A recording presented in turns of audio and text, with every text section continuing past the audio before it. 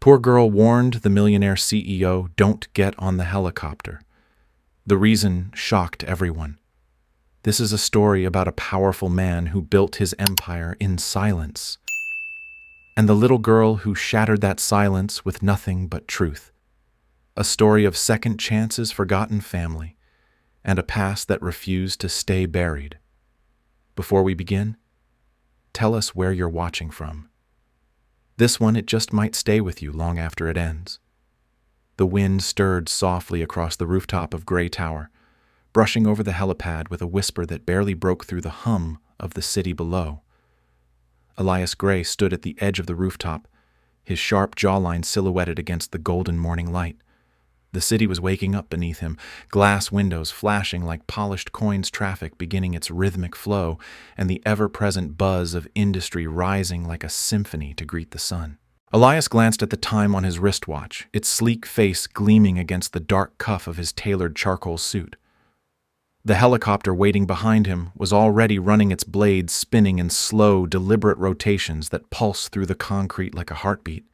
He was minutes away from boarding, and he intended for it to be the last ride he would ever take under the Graytech name. At 38, Elias had built an empire so vast and intricate that no one outside the boardroom understood it fully. He was a former tech prodigy, the boy who coded entire systems before most kids learned algebra, the man whose creations were now embedded in everything from traffic control to emergency response to private security. But the brilliance came at a cost. He had no family, no wife, no visible attachments. Even his most loyal staff referred to him as cold, efficient, untouchable. And that was just how he wanted it. Or at least that was what he told himself. The upcoming acquisition was more than a business decision. It was an escape. He had arranged to sell his controlling shares to an international conglomerate in Switzerland. No press, no public statements, just a clean break. His lawyers were waiting. His new identity had already been prepared. Once the ink dried, Elias Gray would vanish, and the world would barely blink. As he adjusted his cuff and turned toward the chopper, his pilot gave him a thumbs up. Elias nodded. He took one step forward, then another. Then came the voice, "Don't get on that helicopter." It was high-pitched, breathless, and sharp with urgency. It cut through the whir of the blades like a lightning strike. Elias froze. He turned sharply toward the source and saw something that didn't make sense. A small girl, no older than 7, sprinting across the rooftop. Her hoodie was oversized, the sleeves flapping like wings as she ran, and her shoes, one pink, one brown, clapped unevenly against the concrete. Her blonde hair was tangled and her cheeks were flushed with both fear and effort. She shouted again, louder this time, "Please don't get in. They messed with it. I heard them talking." 2 security guards moved fast, intercepting her before she reached Elias. One of them spoke into a radio. The other knelt beside the girl, asking her questions. But she didn't look at them. Her wide eyes were fixed entirely on Elias. Panic, desperation. She was trembling, but her voice didn't falter. "It's going to crash after takeoff. They said it. I heard them. Behind the boiler room. Please don't go." Elias walked toward her, confusion tightening his jaw. He'd faced hostile negotiations, courtroom attacks, and trade embargoes, but never a child running onto his helipad screaming warnings of sabotage. He stopped a few feet away, kneeling slowly until he was at her level. Her small fists were clenched at her sides. "Who are you?" he asked calmly. "Where did you hear that?" The girl pointed toward the lower levels of the building. "Behind the boilers. Last night. I sleep there sometimes. My mom works here. I heard 2 men. One said, 'Just make it fail in the air, then it's clean.' The other said, 'He won't know until he's ashes.'" Elias stared at her. Every instinct in his body screamed to dismiss it. A prank. A misunderstanding.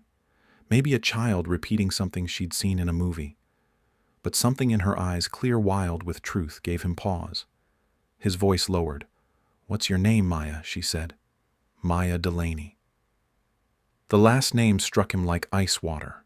Delaney. A name from another lifetime. A name he had buried beneath years of ambition.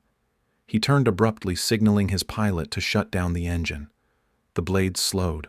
The noise began to fade. His security team looked alarmed. Elias didn't care. Get the maintenance team up here. I want every inch of that machine checked. Fuel lines, wiring, rotors, everything he ordered. He turned back to Maya. Your mother works here. She nodded. She cleans. At night. She's really careful. Doesn't like trouble. She said we could stay just until she finds another place. Elias stood up, his gaze distant now. Come with me. I want to thank her for raising a brave girl. The rooftop door opened, and he led her inside, his pace slower now. His mind raced. Delaney. He hadn't heard that name since his mother's funeral, and even then it had been a whisper. They rode the elevator in silence. Maya held onto the fabric of his coat, not like a child seeking comfort, but as someone who had taken charge and was seeing something through. The lobby was buzzing with early morning staff. Elias walked past them all, Maya close behind, until she tugged gently on his sleeve and pointed. That's her. Over there, a woman in a faded blue uniform stood beside a cleaning cart, wiping down the chrome railing near the staircase. Her hair was pulled back in a messy braid. Her posture was tired but proud. As they approached, she turned, and the moment her eyes met Elias's, time fractured. Elias, she breathed, her face draining of color. Her hand slipped from the cloth and it fluttered to the floor. June, he said softly. The name felt foreign in his mouth and sacred at the same time. You're really here? Her eyes filled, but her expression was unreadable. I told her not to say anything, she said, stepping forward and gently placing a hand on Maya's shoulder. I didn't want her to. I didn't think you'd... I'm sorry, Elias. Shook his head, 1,000 unspoken thoughts crashing inside him. You saved my life, he said, looking at Maya. Both of you. June's face crumpled, then her defenses finally giving way. I didn't know if I should tell her. About you. I thought you forgot about me. I thought you were dead. Elias replied, almost in a whisper. 16 years ago. June Delaney vanished after a confrontation with Elias's former CTO. She had been working in one of the ethical review departments. She discovered something about a new surveillance technology being quietly passed into government contracts under the table. She tried to bring it to Elias. His assistant blocked her. The report never reached him. Then she disappeared. Elias had tried to find her, briefly, half-heartedly. But the company grew. The board advised him to let it go. He did. And now here she was, standing in a janitor's uniform in the lobby of his own tower, and her daughter had just saved his life. The inspection report came back within the hour. The helicopter had been tampered with, a carefully cut fuel line designed to fail 5 minutes after takeoff. Maya's story was not just true, it had saved Elias from death. Elias moved fast. He called his security chief and ordered full surveillance retrieval. Then he turned to June and Maya, both sitting in the quiet staff break room. Maya sipping apple juice and June gripping a paper napkin like it might disappear. You can't stay here, Elias said. If they know Maya overheard them, you're both in danger. Come with me. I have a safe place. June hesitated. I don't want charity. It's not charity, Elias said firmly. It's protection. You warned me. You saved me. Let me return the favor. June finally nodded, her eyes heavy with years of exhaustion. For her, not for me, just for her. Maya looked up. Are you really my uncle? Elias managed a smile. I guess I am. The black SUV waiting downstairs was tinted and silent. Elias, June, and Maya climbed in. As the driver pulled away from the curb, the city swallowed the morning behind them.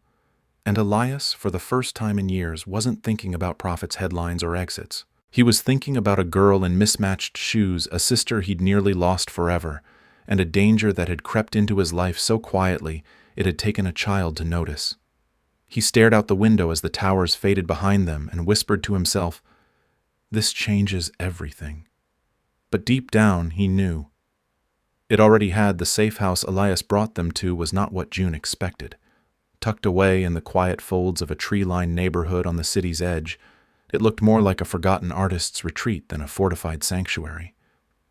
The driveway curved beneath arching sycamore branches and ended at a low-slung stone house covered in ivy with wide windows that reflected the soft light of late morning. It was warm, lived in, and surprisingly humble for a man who had once graced the cover of magazines, titled Power and Precision. Elias led them inside himself, not waiting for his security team to catch up. Maya walked ahead of her mother, her small hand trailing along the edge of a bookshelf built into the hallway. She paused when she reached the living room and took in the cozy couches, the fireplace full of stacked wood, and the drawing table cluttered with colored pencils. She turned to Elias, her expression puzzled. "This doesn't look like where a billionaire lives." Elias gave her a faint smile. That's the point. June hung back near the front door, her arms folded tightly. She had not spoken much since the drive began. Her face was composed, but guarded as though her very presence in this space was a risk she wasn't sure she should have taken. Elias noticed, but said nothing. Instead, he walked to the kitchen, pulled 3 glasses from the cabinet, and filled them with water from a glass pitcher. "You both should rest," he said, placing the drinks on the coffee table. "I have a security team sweeping the tower. We're not sure who planted the sabotage yet, but Maya was right. It was deliberate." June's mouth tightened. She shouldn't have been there. "That was my mistake. I told her to stay near the staff lounge." Elias sat on the edge of the armchair and looked directly at her. "She saved my life." "That's not a mistake." June didn't answer. She sat on the edge of the couch beside Maya, brushing a loose strand of hair behind her daughter's ear. Her hands trembled slightly. Elias caught it, but again said nothing. Instead, he leaned forward, resting his elbows on his knees. "June, I know we haven't spoken in over a decade, and I know I don't deserve your trust, but I need your help." June looked up slowly, eyes narrowing. "Help with what?" Understanding, Elias said quietly. "Back then, when you tried to bring that report to me, I didn't know what it contained. I was told it was just internal speculation. Nothing serious. I never even saw it. Because you didn't want to." June said, her voice sharper than before. "You surrounded yourself with people who filtered reality, people who made sure nothing uncomfortable got through. You didn't just ignore that report, Elias. You erased it. And you erased me with it." Elias flinched. He had no defense, only silence. Maya looked between them, confused but curious. "What was in the report?" she asked. June hesitated. Then her voice softened for her daughter. "Back then, your uncle's company was testing a program called Safe Site. It was supposed to help emergency responders by tracking movement in public areas during disasters, fires, earthquakes, that sort of thing. But someone started pushing it further, into surveillance, hidden tracking, people's phones, their homes. It stopped being safety and started being control." Elias spoke now, his voice low. "It was meant to save lives. But I left the day-to-day work to others. I was building partnerships, expanding. I didn't see what it was becoming." "You didn't want to," June said again. "When I found out, I went to your team. I begged them to let me talk to you, but then someone followed me home. Someone threatened me, not directly, just enough. Enough to make me disappear. And I did." Maya's small hand reached for her mother's. She squeezed it gently. Elias looked away, ashamed. "I'm sorry," he said finally. "I should have looked harder. I should have come after you." June gave him a bitter smile. "You didn't even know I existed until our mother died, and by then you were too important to bother with family." "That's not true," Elias said. "It was pride. I didn't know how to reach out, and by the time I thought about it, it felt like too much time had passed." The room fell quiet. Only the wind rustling through the trees outside broke the stillness. Maya leaned back into the couch and closed her eyes. It had been a long night for her, and even longer morning. June gently pulled a blanket over her daughter and stroked her hair. Elias stood and walked to the wide window. He stared out at the trees, his hands in his pockets. "I thought leaving it all behind would solve everything," he said. "This morning was supposed to be the last step. I was going to board that helicopter, sell the company, and disappear. I was done." Then she stopped. "You," June said. Elias nodded, and I realized I didn't even know what I was running from anymore. I've been building a tower without windows, and Maya punched a hole straight through the wall. He turned back to face June. "I want to know who tried to kill me. I want to know who threatened you. I want to know why this thing we built turned into a monster." June watched him closely, measuring his words. Finally, she nodded once. "Then you'll need help. And you'll need to listen this time, I will," Elias said. "And not just to you, to Maya too. She's the one who noticed what none of us did." The rest of the day passed slowly. Security reports trickled in. The sabotage had been surgical. Someone had accessed the restricted hangar and left no fingerprints. The surveillance system had been disabled manually for exactly 9 minutes, just enough time to compromise the fuel system. Elias paced the living room as his tech lead explained over speakerphone. This was an inside job, the voice said. Someone who knew the schedules, knew the clearance codes. "We're narrowing it down." June sat silently through the briefing. Elias noticed that she never flinched. It was as if she had lived in danger for so long that she no longer feared it. After the call ended, he sat beside her and asked, "Who do you think did this?" June didn't hesitate. "Simon Drexler," she said. "He was head of operations when I left. Always wanted more control. Always smiling, always polite. But he had teeth under that charm. I saw the way he cut corners. The way he talked to people like they were numbers." Elias frowned. "Simon's still there. He's the one managing the acquisition. He's the one who pushed for the sale to Zurich Global." "Then it makes sense," June said. "He gets rid of you, seals the deal, and controls everything without oversight." Elias ran a hand through his hair.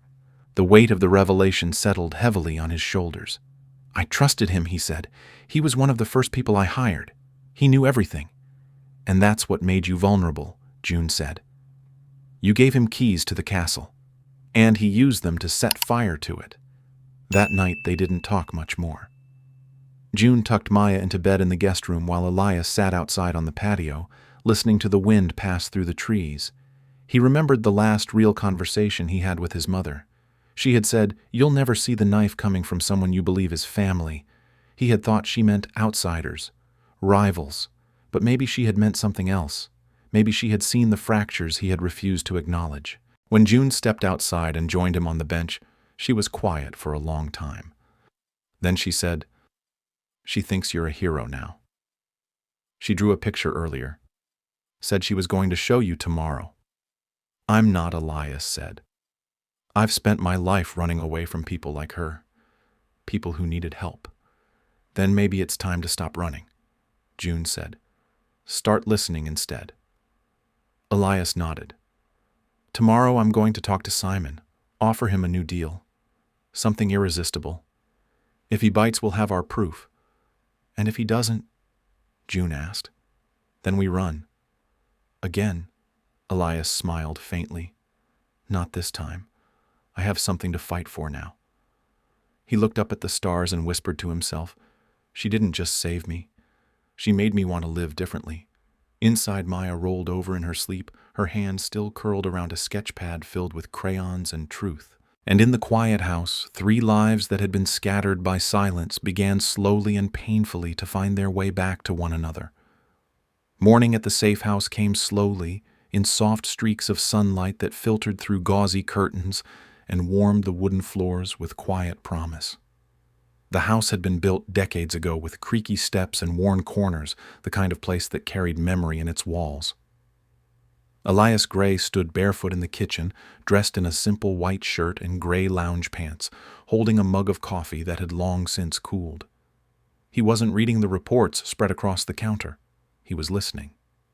Through the open door to the hallway, he heard the sound of Maya's voice drifting in from the guest room, high and cheerful.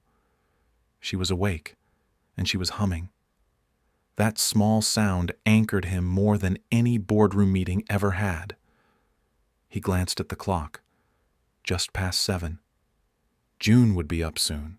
He hadn't slept much, but that didn't surprise him. Years of living inside a fortress of numbers and deadlines had trained his body to survive on little rest.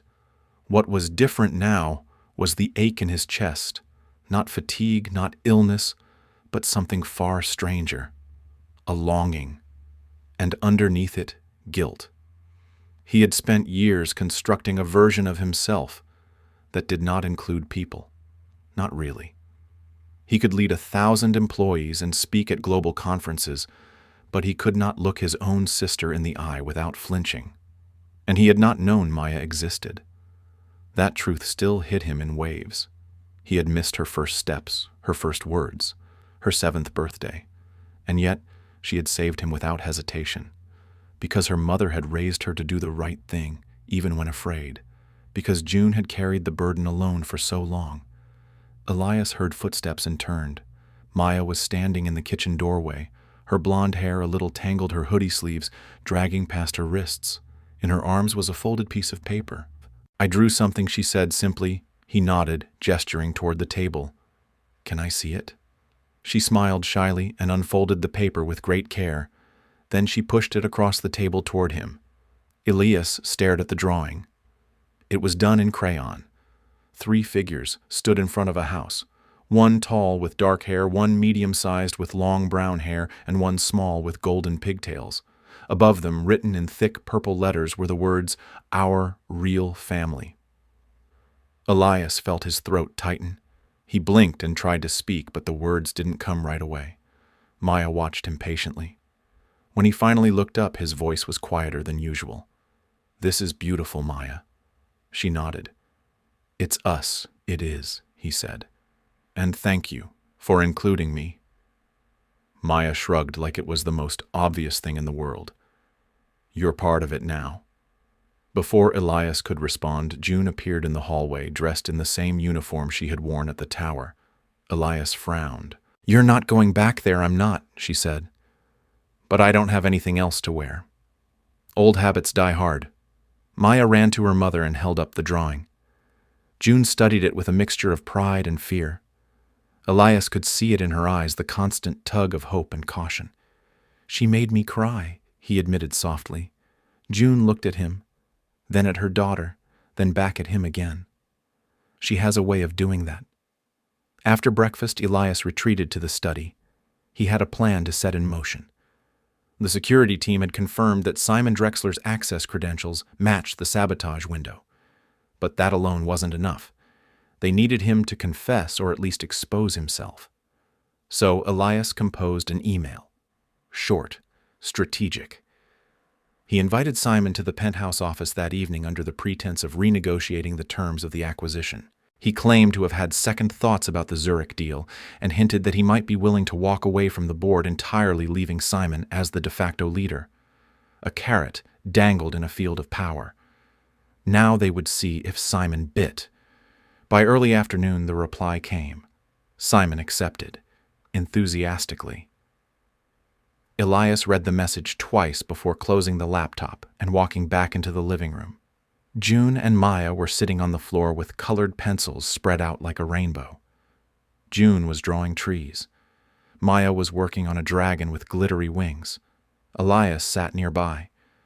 Not close enough to intrude, just close enough to be included. "He's coming tonight," Elias said. June didn't look up.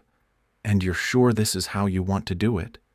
"He trusts me," Elias said. "That's his weakness." "It used to be yours too," she replied. They spent the rest of the day preparing. Elias called in a private security firm he trusted more than his own corporate team. The office would be wired with audio and video surveillance. A small task force would be hidden in an adjoining suite. If Simon admitted anything, it would be recorded, and if he tried anything more, he would be arrested on the spot.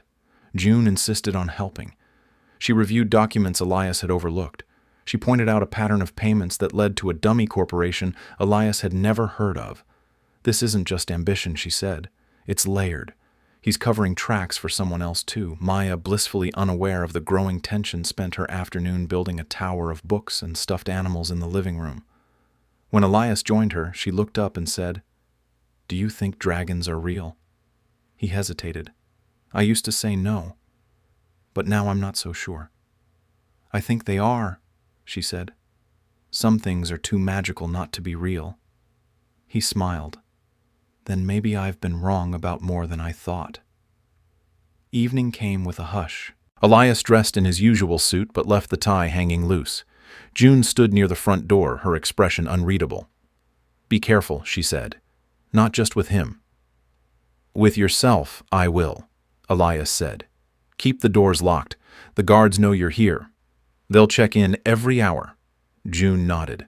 Maya came running out from the bedroom and threw her arms around him. Come back, she said simply. He hugged her tighter than he expected. I will, I promise. The drive to Grey Tower was silent. Elias stared out the window, watching the city blur past. Every traffic light, every billboard, every passerby felt surreal. This was his kingdom, and someone inside it had tried to kill him. He wondered how long Simon had been planning it, how long he had smiled in meetings while twisting knives in the background, and he wondered how many more betrayals were buried beneath polished floors and glass walls. The elevator ride to the top floor felt longer than usual. When the doors opened, Elias stepped into his office like a man returning to a battlefield. The surveillance team was already in place. The microphones were live. Everything was ready. All that remained was the performance. At exactly 8 o'clock, Simon arrived. He wore a navy suit, crisp and smug, his handshake as firm and rehearsed as always. Elias, he said warmly. I didn't think you'd reconsider. Elias gestured toward the chair opposite his desk. Things change. Sit down. They talked about the company, the future, about freedom and power, and the burden of responsibility. Simon listened intently, occasionally leaning forward, eyes gleaming. Elias dangled the bait. I want out, he said, for good.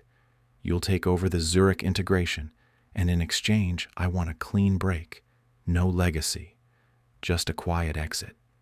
Simon smiled slowly. You're smarter than I thought, he said. Some people would have fought, clung to the past, but you know when to bow out. That's why you've always been dangerous and, you, Elias asked. What do you want to build something without a shadow? Simon said. Your name is too heavy, too clean. No one wants perfection anymore. They want power, quiet, invisible power. Elias tilted his head. And that's worth murder. Simon's smile didn't falter. No one died. Yet. Besides, it wasn't personal. It was business. And business is war, Elias. You taught me that was it. The cameras had it all. Elias leaned back in his chair. You should have aimed better, he said. Simon blinked. What? Then the door opened. 4 plainclothes agents entered, quiet and firm. Simon stood shocked. You're making a mistake, he growled.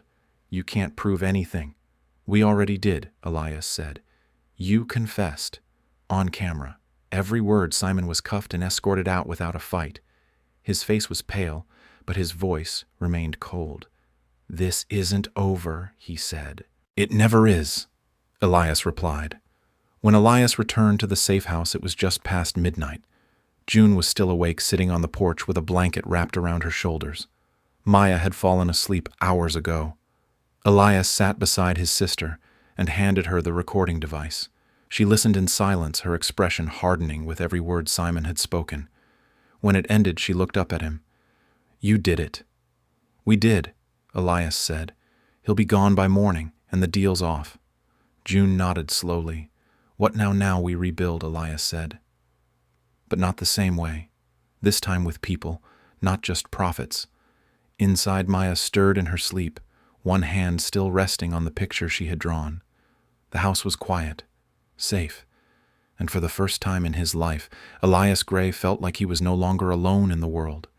He had faced the dragon and lived, but more than that, he had found something he didn't know he was missing. Family, forgiveness, and maybe, just maybe, a future he wanted to stay for. The following morning arrived in silence, a gentle golden wash of light spilling across the polished wood floors of the safe house. Outside, the trees swayed gently in the wind, their shadows flickering like old memories across the walls. Inside, everything was still. June sat at the kitchen table, a steaming mug of tea cradled in her hands, her eyes distant but steady. Elias stood by the window, the phone in his hand hanging loosely by his side. He had just ended a call with his legal team. The arrest had gone public. The board was shaken but compliant. Simon Drexler had already been placed in federal custody. The Zurich acquisition had been paused indefinitely. But Elias knew better than to think it was over. The danger had not vanished. It had simply shifted, changed faces, gone deeper into the cracks of his empire where cameras and contracts could not reach. Power did not dissolve quietly. It regrouped, it retaliated. And though Simon was in chains, Elias could feel the eyes of others, still watching from behind tinted glass and boardroom doors. But that morning, he let the war stay at bay. Because June was safe, because Maya was safe. Because for the first time in his life, he was not walking into a building filled with voices that praised his genius but never knew his soul. He was standing in a home, a real one, with people who had nothing to gain from his success and everything to lose from his failure to be human. Maya padded into the kitchen wearing one of Elias's old t-shirts that hung to her knees. Her hair stuck out in soft golden tufts. She rubbed her eyes and looked up at him with a sleepy smile. "You came back." Elias knelt in front of her and nodded. "I said I would." She leaned forward and hugged him without hesitation. He closed his eyes for a moment, breathing her in. She smelled like crayon wax and vanilla cereal. It was the scent of something he had never known he needed. They had breakfast together at the table. Toast, fruit, eggs. Simple. But the act of eating with them, passing the butter, refilling a small glass of orange juice, it felt more intimate than any 10-course dinner he had ever had. June was quieter than usual. She kept glancing at Elias when she thought he wasn't looking. And he knew why. Because this wasn't the end of the story. It was the pause. The quiet between storms. After breakfast, Maya disappeared into the guest room and returned with a fresh drawing. This one had more detail. The house was the same, but now there were animals in the yard. A cat, a dog, a squirrel on the roof. There was even a garden, and Elias noticed that she had added a treehouse. "Where did this come from?" he asked, pointing at the treehouse. "I want one," she said.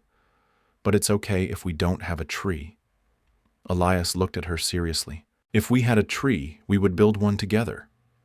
Maya nodded solemnly. "Can I help?" "Of course," he said. "You're the boss." That afternoon, Elias made a decision. He called a friend. Not a business associate. A real friend. Mason Harrow, a retired architect who now lived in the mountains and carved furniture for joy. Mason answered the call with his usual gruff humor, but his tone changed when Elias explained what he wanted. A custom playhouse. Something beautiful. Something real. "Send me the space and I'll design it by tomorrow," Mason said. "But you'll have to build it with your own hands." "That's the rule," Elias agreed. And it felt right. He wanted Maya to see him build something from the ground up. Something just for her. While Maya napped, Elias sat with June on the back porch. The sun was beginning to dip, casting long golden beams across the grass. "I'm not sure what to do next," Elias said quietly. "About the company. About everything." June sipped her tea. "Do you want to go back?" He thought for a long time. "I used to think I needed it. The deals, the control. But now I'm not sure. Maybe I was just afraid of being still." "Still is dangerous," June said. "Still lets the truth catch up." Elias nodded. "That's what I'm learning." They sat in silence for a while. Birds flitted in the trees. A breeze rustled the leaves. June finally spoke again. "I used to hate you," she said. Her tone was not cruel. It was matter of fact. "Not because you were successful, but because you had a chance to do good with all that power and you didn't take it. I thought you were like the rest of them. I thought you forgot me because I was inconvenient." Elias didn't flinch. "You were right. I did forget, not on purpose. But I let it happen, and I can't take that back." "No," June said. "But you can make it count now." That evening, Elias started drafting a new plan. Not a business strategy, not a financial report, a roadmap. A vision for a different kind of company, one that valued ethics over expansion, one that restored oversight, one that brought whistleblowers back into the light instead of burying them in silence. He wanted June to help lead it. She refused at first, said she wasn't qualified. But Elias insisted. You saw the truth before any of us. That makes you more qualified than anyone I've ever worked with. They worked late into the night, Maya sleeping nearby with her drawing pad clutched against her chest. The safe house was quiet except for the occasional sound of pages turning and the soft scratching of pens on paper. At one point, Elias paused and looked at June. Do you ever think about Mom? June's face softened. All the time. I think she'd be proud of you today. Not for the towers you built, but for walking away from them. Elias stared at the lamp casting shadows across the wall. I wish she could see this. Maybe she does, June said. Maybe that's why Maya found you. The next morning, Elias surprised Maya with a trip to a nearby lumber yard. They picked out wood together, argued over paint colors, and settled on a soft yellow for the siding and a sky blue for the door. When they returned, Mason's design plans had arrived. Elias studied them like blueprints to a kingdom. Over the next few days, he and Maya began to build. June watched from the porch, sometimes smiling, sometimes crying quietly, when no one could see. Neighbors from nearby properties stopped by curious. One offered tools. Another brought cookies. No one recognized Elias Gray, the tech mogul. Here, he was just a man building something with a little girl who called him Uncle. And he liked it that way. One evening after Maya had fallen asleep in the half-finished playhouse, Elias carried her inside her arms, wrapped around his neck like vines. He tucked her in gently, then returned to the porch where June sat waiting. She trusts you, June said. Elias nodded. I don't want to lose that. Then don't, she replied. Stay. Build more than this. Build a life. Elias looked at her. With you, with both of us, she said. If you're willing to keep showing up. He took a deep breath. I am. I will. Every day if I have to. Then you're already doing it, June said. You're already home. In the weeks that followed, the playhouse was completed. Maya painted flowers along the edge of the tiny windows. Elias carved her name above the doorway with his own hands. June planted a small garden nearby, rows of herbs and wildflowers stretching into the sunlight. The company survived the storm. The board was restructured. Whistleblower protections were installed. Elias refused to return as CEO but remained an advisor. His name no longer sat on the tallest tower, but it echoed in the quiet spaces where truth had finally been allowed to grow. One afternoon, as Maya played in her new house and June read a book beneath the shade of an oak tree, Elias stood alone at the edge of the garden. He looked around, at the house, at the grass, at the two people who had become his entire world. He smiled. Not the kind of smile meant for cameras or shareholders, but a real one. The kind that came from knowing you had almost lost everything, and somehow you had been given the chance to start again. And just before the sun dipped below the trees, Maya called out from the playhouse, her voice full of joy and certainty. Uncle Elias, I saved your life. Remember, he turned to her hand over his heart. Every single day, he said. And he meant it, because she had, not just from the helicopter, but from a life that had been slowly killing him without ever making a sound. And now, surrounded by love, he finally understood what it meant to truly live. It began with a knock, not the gentle kind that neighbors used, not the curious tap of a delivery man or the shuffle of a child playing a prank. This was a firm knock, calculated and sharp.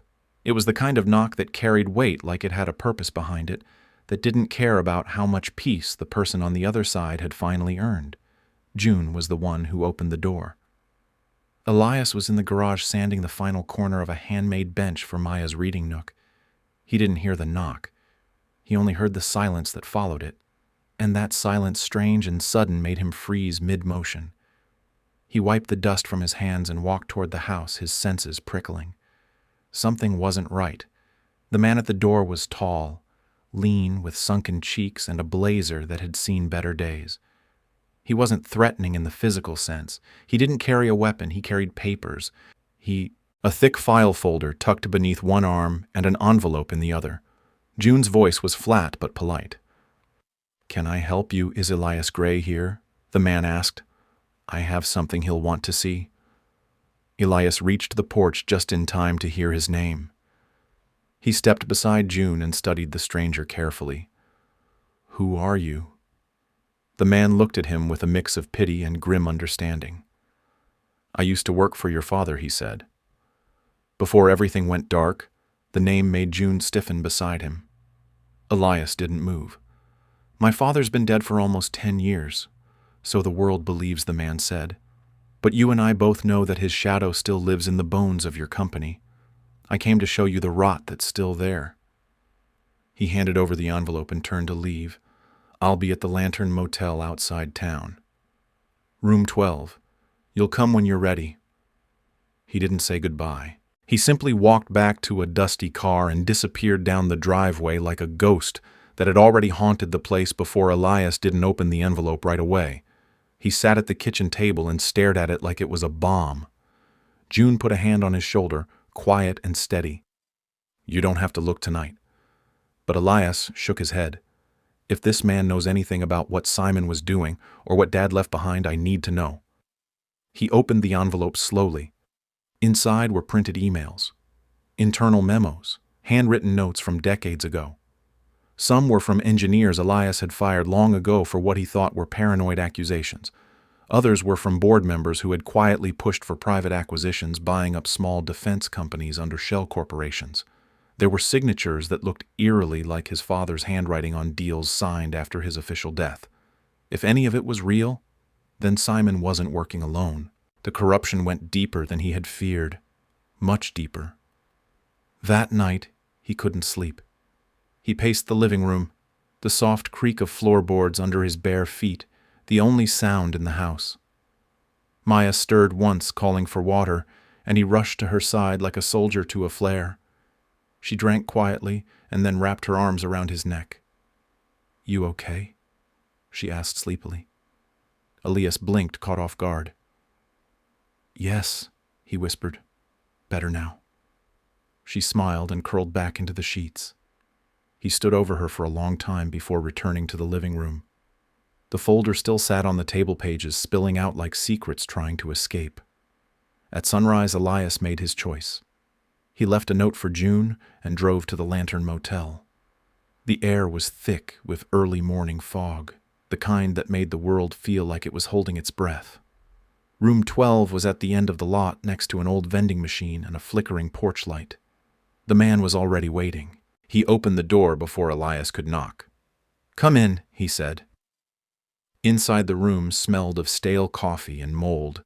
Papers were spread across the bed, a laptop open with maps and surveillance screenshots. The man poured a cup of black coffee and offered it without ceremony. Elias took it, but didn't drink. "You never knew how far your father went," the man said. "He wasn't just greedy. He was obsessed. Obsessed with control, with being untouchable. When you started the company, he backed you. Secretly. Quietly. He placed people inside your leadership circle. His people. You think Simon was smart? He was nothing but a pawn. There are others." Still inside, Elias's stomach turned. "Why are you telling me this now?" The man looked tired, older than his years. "Because I was part of it. And I'm done being afraid. I had a daughter. She died last year, cancer. She asked me before she passed if I'd ever done anything I was proud of. I didn't have an answer. I want to have one now." They spoke for over an hour. Names were named, addresses given. Elias recorded everything. Before he left, the man handed him a USB drive. "This has everything I've collected. Emails, phone calls, meeting recordings. But be careful. These people don't make threats. They make examples." When Elias returned home, June was waiting. She didn't yell. She didn't even speak. She just looked at him with eyes that had seen too much. "I had to know," he said softly. "And now I do." June nodded slowly. "And now you have to choose what to do with it. I'm not going to run," Elias said. "Not again." They spent the next few days carefully assembling the evidence. June helped organize the files, cross-checking names and dates. Elias called in a private investigator. He trusted an old contact from a case he had once funded anonymously. The investigator confirmed what they feared. The names were real, the shell companies still active. Some of the people on the list had quietly retired with pensions and stock bonuses. Others were still in place, operating like nothing had happened. At least one name on the list was still on the board of directors. It wasn't just about the helicopter anymore. It was about everything. The legacy Elias thought he had walked away from. The empire he had unknowingly inherited and helped expand. And now with Maya playing in the yard and June tending flowers nearby, Elias knew what was truly at stake. This wasn't about his name or his reputation. It was about cleaning house. For good, he arranged a quiet meeting with the board. Not a public announcement. Not yet. This was the storm before the storm. He stood at the head of a long, polished table in a private suite downtown, wearing jeans and a work shirt still dusted with sawdust from the playhouse. No suit, no tie, just truth. "I know about the companies," he said plainly. "The defense contracts, the surveillance tools, the payouts." The room went still. One of the older board members scoffed. "Elias, what are you talking about? That was before your time." "Maybe," Elias said, "but I'm the one standing here now, and I'm the one who's going to dismantle it." They didn't argue, not right away. They tried to reason, to delay, to buy time. But Elias had come prepared. He presented the documents, the timelines, the whistleblower testimonies, the names.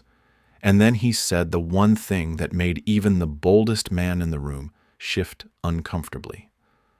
"I've given copies of everything to 3 different law firms and a journalist. If anything happens to me, it all goes public." He gave them 72 hours to resign or cooperate. After that, he said they would see what public exposure felt like.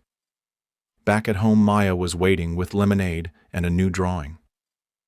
This one showed a treehouse that had grown taller now with a telescope on the roof.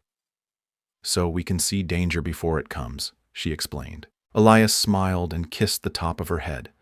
"That's very smart. You'll have to teach me how to spot it." "Easy," Maya said. "You just have to look for the people who stop smiling when you walk in the room." That night, Elias watched Maya sleep from the hallway. June stood beside him, her voice barely a whisper. "You're not the same man you were 6 months ago, I hope not," Elias said. "Because I was blind, and now I see everything, and I'm not afraid anymore." June leaned against the doorframe. "Good, because there's still more to fix." Elias nodded. "Then let's get to work. Tomorrow, and the day after that, and as many days as it takes." Outside, the wind rustled the leaves. The moonlight spilled across the playhouse roof like a quiet promise. And inside, for the first time in years, a family slept, knowing that the truth had not only been found, but was finally being set free. 3 days passed, and the city began to buzz. Not with news headlines yet, not with lawsuits or scandal, but with whispers. Quiet questions in corner offices, nervous glances in corporate elevators. Someone had heard that Elias Gray had been seen at the Lantern Motel.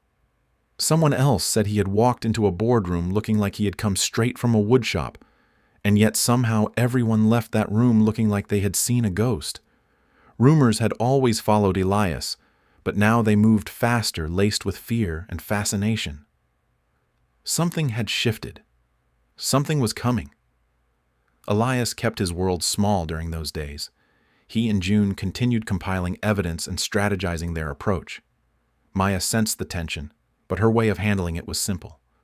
She made pancakes with faces drawn in blueberries and asked Elias to help her build a papier-mâché volcano for school. He burned the first batch and nearly glued his fingers together, but he smiled more in those moments than he had in years. It reminded him why he had chosen to stay and fight, because the world she lived in needed to be safer than the one he had come from.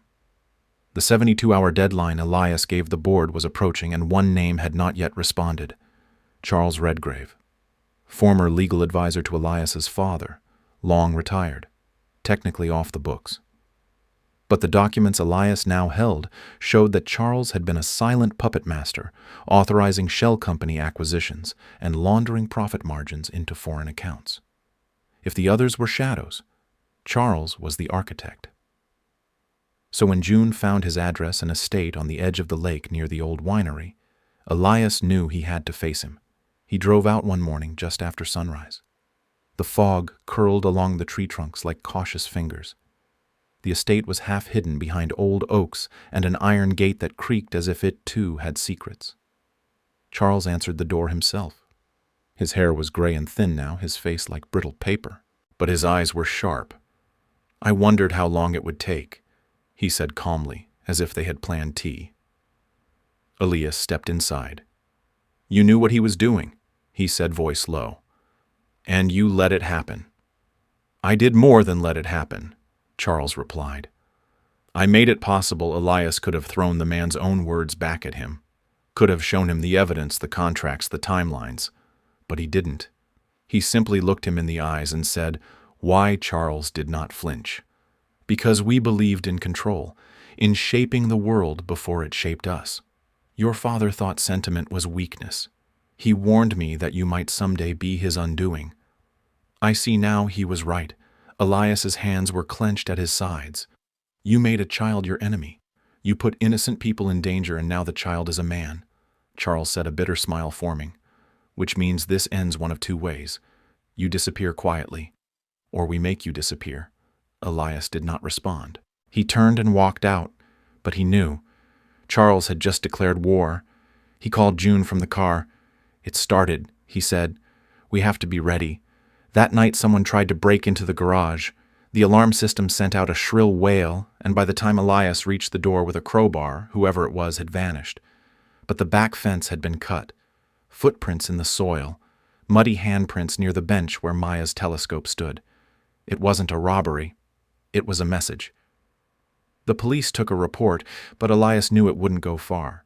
The people behind this played deeper games. They would not strike openly. Not yet. June reinforced the security system, changed all their passwords, and taught Maya what to do if anything ever felt wrong. Maya listened carefully and asked questions like a soldier preparing for a mission. If the bad people come, she said, "Do I stay quiet or yell?" "You stay quiet," Elias said. "But you move fast. And you trust your feet to get to safety." Maya nodded, then pulled something from under her pillow. It was a drawing. A treehouse again. But this time it had shields painted on the walls and a ladder that pulled up. "I think we should make it real," she said. "So we always have a way out." Elias stared at the drawing and felt something break and rebuild inside him at the same time. The next morning, the story finally broke. A small tech blog released an exposé connecting Simon Langley to a network of companies tied to questionable surveillance contracts. They had no proof of Elias's involvement, but his name was mentioned. Sources suggest the former CEO of Gray Systems has turned whistleblower, the article read. It didn't take long for bigger outlets to catch on. Reporters started calling. Former colleagues sent cryptic texts. A neighbor asked if the cameras on their front porch were new. And Maya's school called to ask if it was safe for her to return next week. "We're just trying to make sure everyone is comfortable," the principal had said. June had thanked her, then hung up without promising anything. That night, Elias found Maya sitting by the window watching the stars through her telescope. "Do you think they'll still like me?" she asked suddenly. The kids at school, Elias knelt beside her. "They'll be lucky to have you in their lives." No matter what anyone says, Maya was quiet for a long time. Then she whispered, "Some kids said I was weird. Because I knew stuff. Because I remember things that grown-ups forget." Elias reached for her hand. "Being able to remember the truth doesn't make you weird. It makes you strong. And sometimes the world is afraid of people who remember." The next morning, Maya did something no one expected. While June and Elias were out back fixing the treehouse ladder, Maya went to the front porch with a Sharpie and a poster board. She wrote a message in big, neat letters. Then she sat in a chair and held it up. The sign read, "My name is Maya. I stopped a helicopter. Ask me why." By noon, a neighbor snapped a photo.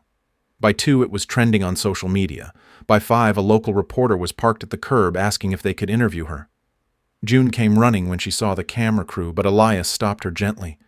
"Let her speak," he said. "She's braver than both of us." The footage aired that night, Maya sitting calmly with her poster, her tiny voice explaining how she saw something strange, how she had remembered an engineer's warning and told Elias not to get on the helicopter, how her mom used to say that sometimes kids see things because grown-ups forget to look. The interviewer asked, "Do you know what's happening now?" Maya nodded. "I think the truth is coming out, and some people don't like that. But that's okay. The truth is still the truth." Elias watched from the kitchen, tears stinging his eyes. Maya didn't just speak for herself. She spoke for him, for June, for every silenced voice and buried document. She had made the truth human, and now the world was listening. The pressure mounted.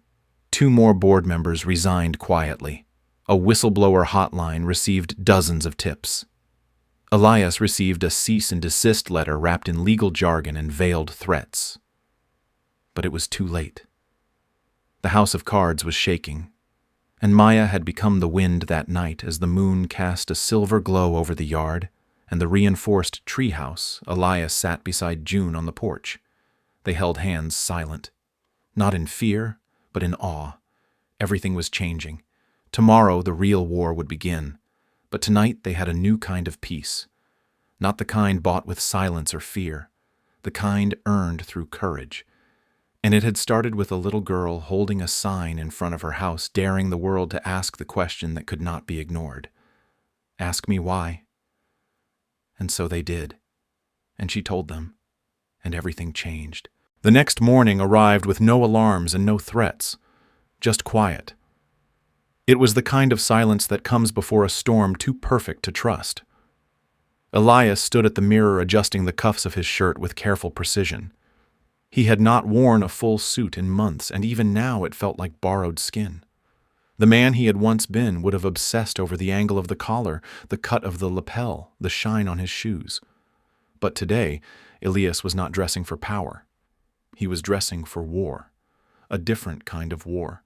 One that required truth more than strategy, courage more than dominance. Maya watched from the doorway as he slipped on his jacket. "Are you scared?" she asked, voice small but steady. Elias turned, crouched, and met her eyes. "Yes," he said simply. "But I'm also ready." Maya nodded. Then she opened her hand and gave him something. A small folded paper. He opened it to find a drawing. It was the treehouse again, this time with figures standing on the roof holding signs. His eyes scanned the names she had scribbled above each stick figure. Elias, June, Maya, and a 4th name. Truth. It wasn't a person. It was a promise. He tucked the drawing into his breast pocket like a shield and rose. June met him in the living room dressed in dark blue slacks and a white blouse. She looked calm, but her eyes betrayed the storm inside her. "Are you sure you want me to come?" she asked. "They'll try to spin it. Paint me as a disgruntled former employee with a grudge."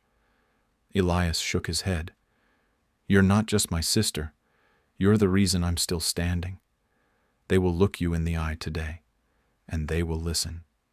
The car ride to the downtown tower was quiet, save for the low hum of tires on asphalt and the rhythmic ticking of the turn signal. As they pulled into the underground garage, Elias looked up at the monolithic building. Once it had felt like a monument to his ambition. Now it looked more like a fortress built on fault lines, cracks invisible from the outside but growing every day. Inside the elevator, June watched the numbers climb. Floor 16, floor 21, floor 29. "I used to dream of working in an office like this," she murmured. "Now I know what it cost." The doors opened to reveal the executive lobby. Polished floors, high glass windows, a receptionist who did not recognize June but blinked twice when she saw Elias. "They're waiting for you in the main conference room," she said quickly, standing up. "Would you like coffee or tea?" Neither Elias replied. "We're here for answers." As they walked down the corridor, the clack of June's boots echoed like a countdown. Elias paused outside the door and took a breath. "Once we walk in, there's no going back," he said. Good June replied, "I'm tired of pretending there was ever anything worth going back to." The conference room was cold, not in temperature but in spirit. It was a long table surrounded by familiar faces wearing unfamiliar expressions. Simon Drexler sat at the head, flanked by board members who had once toasted Elias's birthday, and now avoided his gaze. A legal advisor Elias did not recognize took notes silently in the corner. Mr. Gray Simon said coolly, "You requested this meeting under emergency protocol. We are listening." Elias walked to the center of the room and remained standing. June stood beside him. "This is not a request," Elias said. "It is a reckoning." He began with facts, dates, signatures, company acquisitions linked to shell firms under aliases connected to Simon, contracts that funneled private data to external parties, whistleblowers silenced, research modified, technology repurposed without approval. With every name and every document he cited, silence deepened. One board member fidgeted, another leaned forward, and then Elias reached the heart of it. "The helicopter was tampered with," he said. "Inspections confirmed it. If I had boarded, I would not be standing here. And that was not an accident. It was a message." He paused, then looked straight at Simon. "Who sent it?" Simon smiled. "That's a bold accusation," he said smoothly. "You think I tried to kill you? I think someone in this room believes that their empire is safer without me," Elias said. "And I think their fingerprints are all over this." June stepped forward. "You buried research that could have protected thousands. You repurposed our code for mass surveillance. My husband died trying to warn someone. You called it a glitch. But I have the emails, the tests, the evidence, and I have nothing left to lose." The room shifted. It was subtle. A breath held too long. A glance exchanged. One of the younger board members finally spoke. "What do you want?" he asked. Elias took out the folded paper Maya had given him and placed it on the table. "We want this company to be accountable," he said. "We want the truth made public. We want the technology returned to its intended purpose, and we want every name involved in this conspiracy removed permanently." Simon laughed. "You think you can walk back in here, wave a few documents, and rewrite history?" Elias stepped closer. "No. I think history is already being rewritten. The world knows something is wrong. And your name is already floating in the current." He pulled out a flash drive and placed it on the table. "This contains enough to make every major outlet, every prosecutor, and every investor run for cover. Unless we act now. Together." There was silence. Then murmuring. Then finally a voice from the back. "What if we back him?" It was Clarissa Hines, a board member who had once stood with Simon on everything. "If we cooperate, we may salvage the company. If we don't, we lose everything." The vote happened faster than Elias expected. 3 against him, 5 abstained, 7 in favor. And just like that, Simon was removed from his seat. Security escorted him out. His smirk never left his face, but his eyes flickered with something else. Fear. As the door closed behind him, June whispered, "It's not over yet." Elias nodded. "But it's begun." After the meeting, they stepped outside into the daylight. The plaza was quiet, but on the far corner stood 2 camera crews waiting. One reporter held up a mic. "Mr. Gray care to comment on the investigation?" Elias held up a hand, then turned to June. She looked uncertain, but he gestured gently. "Say what you came here to say." She stepped forward. "We're not interested in saving legacies," she said. "We're interested in saving people. The technology we created was meant to protect, not exploit. That story is finally being told. And we're not done yet." The reporter blinked. "Is that a threat?" "No," Elias replied, stepping beside her. "It's a promise." That night back at the house, Maya was waiting with a flashlight and a bowl of popcorn in the treehouse. "Did you win?" she asked as they climbed up. "Not yet," Elias said, settling beside her. "But we started something real."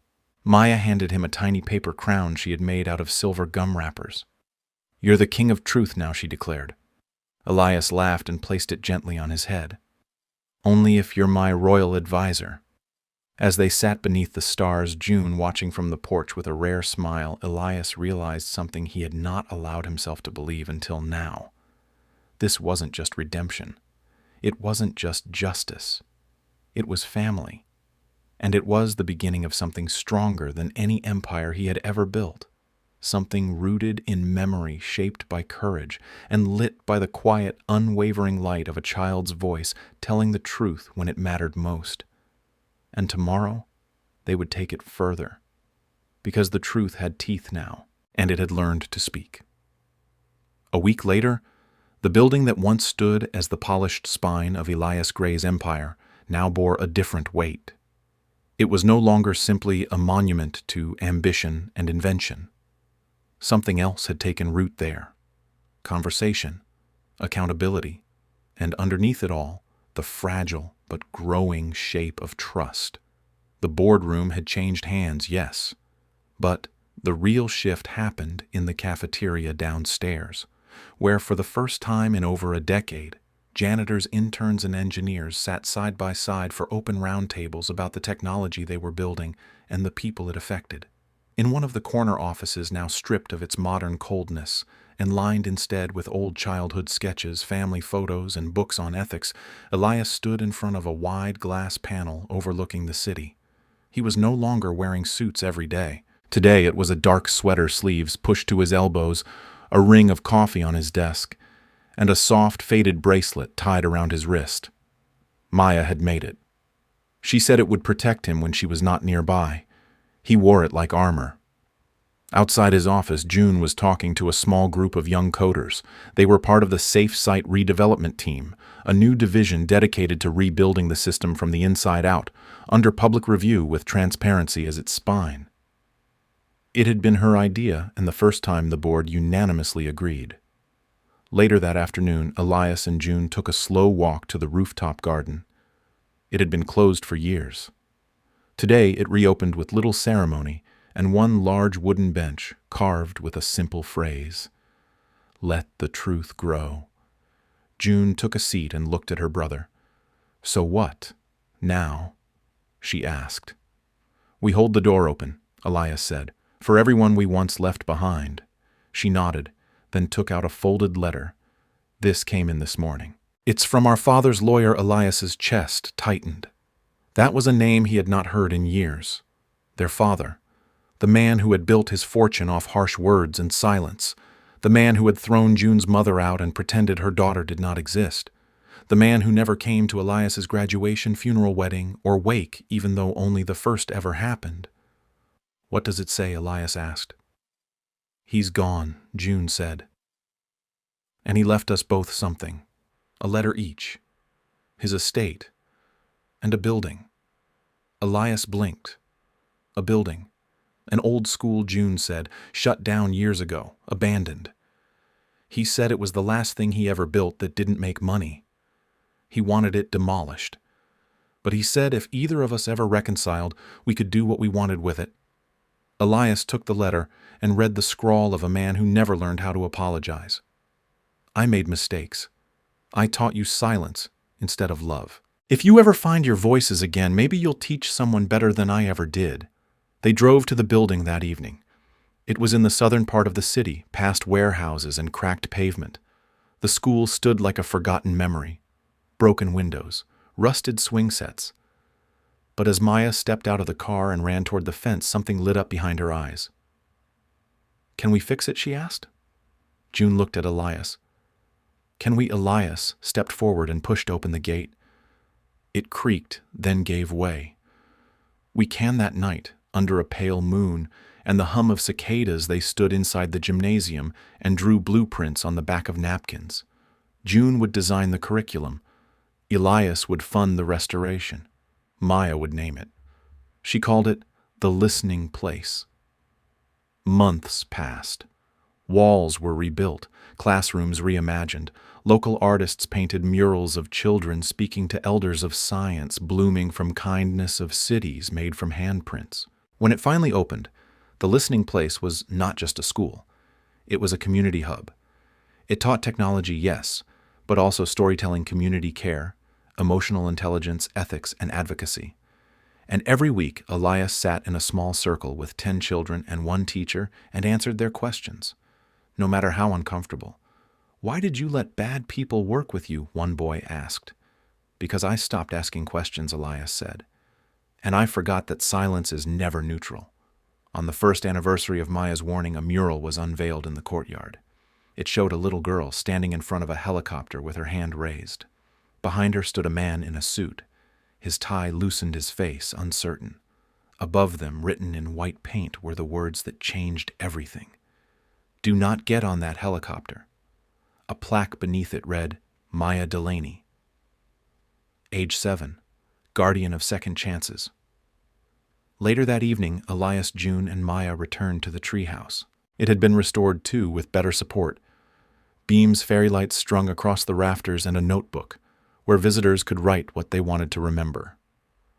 Maya sat between them, legs swinging. "You think people change forever?" she asked. June tilted her head. "Not forever, but maybe long enough to make something better before we go." Elias took a deep breath and looked up at the sky. "I used to think change was an accident. Now I know it is a choice, one that hurts, one that humbles you, but also one that saves you." As they watched the stars, a gentle breeze moved through the trees, rustling the pages of the notebook. And in that small rooftop between memory and hope, they wrote the final line of their old chapter and the first line of a new one. "The past will not define us. The truth will. The light does not need permission. It just needs someone to open the door." And thanks to a girl who once yelled at a billionaire in public, the door was wide open. In the months that followed, Elias stepped back from daily operations and placed June in charge of the Ethics Oversight Council. She was ruthless in the best way, challenging policies, pushing back against shortcuts, refusing to rubber stamp anything that even smelled of exploitation. Maya began writing stories about people who told the truth. One of them was published in a school journal and later turned into a children's book. It was titled "The Day the Sky Waited." She dedicated it to every child who ever saw something they were not supposed to and spoke anyway. And Simon, he was indicted. No escape, no loopholes. The evidence was too thorough and June too relentless. He called once from holding, asking Elias for a statement to reduce his sentence. Elias declined to respond. Instead, he sent the court the original sketches of Safe Site drawn by June and her late husband on a napkin 15 years ago, along with her corrected version and a letter explaining why the redesign mattered. The judge cited that letter during sentencing, calling it a rare example of ethical evolution in the tech industry. June cried that day, but only once. She said it felt like a knot finally letting go. On the second anniversary of Maya's warning, they held a small ceremony on the rooftop of the school. There were no fireworks, no speeches, just a circle of former students, now community leaders, who shared what they had learned. One girl said, "I learned that bravery is quiet and happens before anyone sees it." Another said, "I learned that grown-ups can still grow up." Maya just stood beside Elias and took his hand. "I think I saved your life so you could save other people," she whispered. "You did," he said. "Every day since." And in that gentle twilight, surrounded by the echoes of laughter, the glow of rooftop lights, and the breath of summer trees, a man who once ruled an empire in silence finally found peace in a world built from voices he had almost forgotten how to hear. The journey had been long, the losses real, the regrets many, but the transformation undeniable. In the end, Elias Gray did not leave behind a fortune, a legacy, or an empire. He left behind something much harder to build, a place where the light could come back in, a place where listening was more powerful than leading, a place where a girl once said 7 words that changed everything, and someone had listened. If this story touched your heart, tell us where you're watching from. We read every comment. And if someone in your life ever changed everything with just a few words, share this with them. Make sure you're subscribed. because the next story might be the one that stays with you forever. Watch another if you're ready to feel something real, or let the next one choose you. Until then, stay open. Sometimes a single moment is all it takes.